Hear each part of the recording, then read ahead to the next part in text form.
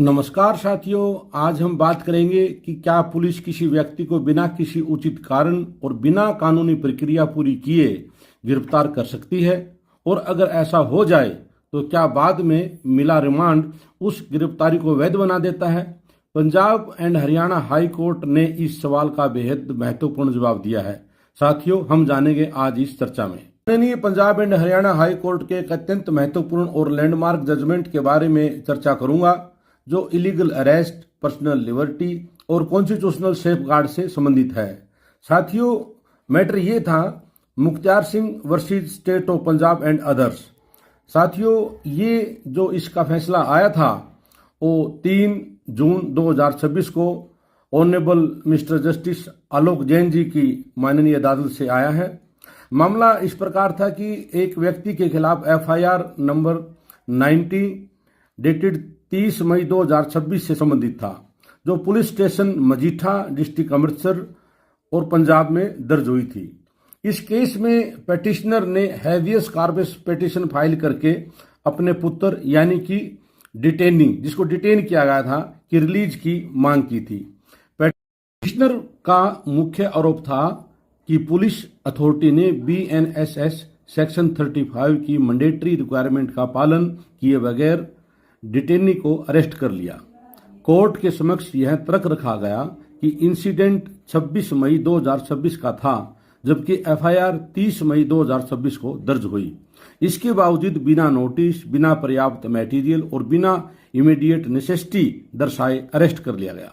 State की ओर से कहा गया कि सीक्रेट इंफॉर्मेशन प्राप्त हुई थी कि अक्यूज्ड विदेश भाग सकता है, इसलिए तत्काल अरेस्ट करना जरूरी था। लेकिन माननीय हाई कोर्ट ने रिकॉर्ड का अवलोकन करने के बाद पाया कि इन्वेस्टिगेशन एजेंसी यह दिखाने में असफल रही कि इमीडिएट अरेस्ट वास्तव में क्यों आवश्यक है। कोर्ट ने कहा कि आर्टिकल 21 और article 22 sub section 1 of constitution of India प्रत्येक नागरिक की पर्सनल लिबर्टी की रक्षा करते हैं। हाई कोर्ट ने भी स्पष्ट किया कि ग्राउंड ऑफ अरेस्ट और रीजन ऑफ अरेस्ट दोनों अलग अलग अवधारणाएं हैं। केवल यह लिख देना कि अक्यूज्ड नॉन अवेलेबल ऑफेंस में शामिल है अरेस्ट का कोई पर्याप्त आधार नहीं हो सकता। माननीय कोर्ट ने यह भी कहा कि बीएनएसएस सेक्शन 35 के अनुसार जिन मामलों में पुनिशमेंट 7 ईयर तक है, वहां अरेस्ट फर्स्ट ऑप्शन नहीं बल्कि लास्ट ऑप्शन होनी चाहिए।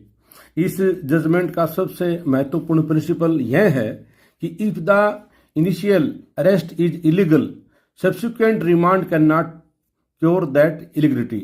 अर्थात यदि अरेस्ट शुरू से ही इलीगल है तो बाद में मजिस्ट्रेट द्वारा दिया गया पुलिस रिमांड या जुडिशियल रिमांड भी उस इलीगल अरेस्ट को लीगल कस्टडी में परिवर्तन नहीं कर सकता। अंत में माननीय हाई कोर्ट ने माना कि डिटेनी की कस्टडी प्रारंभ से ही इलीगल थी, इसलिए कोर्ट ने डिटेनी को फोर्थविथ रिलीज करने का आदेश दिया तथा स्टेट को लिबर्टी दी कि वह ड्यू प्रोसेस ऑफ लॉ का पालन करते हुए आगे की कार्रवाई कर सकती है। इस जजमेंट से हमें यह पता चलता है कि रूल ऑफ लॉ सर्वोपरि है और पर्सनल लिबर्टी को बिना ड्यू प्रोसेस के छीना नहीं जा सकता। साथियों, मैं आप तक लीगल जानकारियां पहुंचाता रहता हूं। अगर साथियों आपकी जानकारी लाभप्रद लगे, अच्छी लगे, तो साथियों इनको लाइक करें, शेयर करें, साथियों उनको कमेंट करें। और किसी साथी की यदि कोई समस्या है तो कमेंट में जरूर लिखें। कोशिश करेंगे साथियों आपकी समस्या का जरूर निदान हो। धन्यवाद।